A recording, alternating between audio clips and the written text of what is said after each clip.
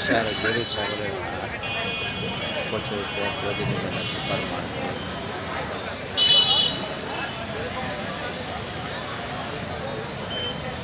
বৃষ্টি হয়ে গেছে তাই অনেক পানি জমে গেছে গরু হাটে।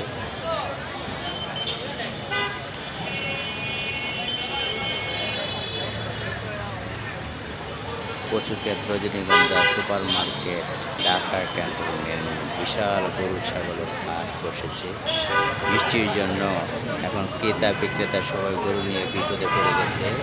অনেক বৃষ্টির কারণে পানি জমে গেছে তাই হাটে অনেক রাস্তায় যেগুলো গরু এখন সেগুলি রাস্তায় পানি জমে গেছে তাই খুব অসুবিধার ভিতরে আছে।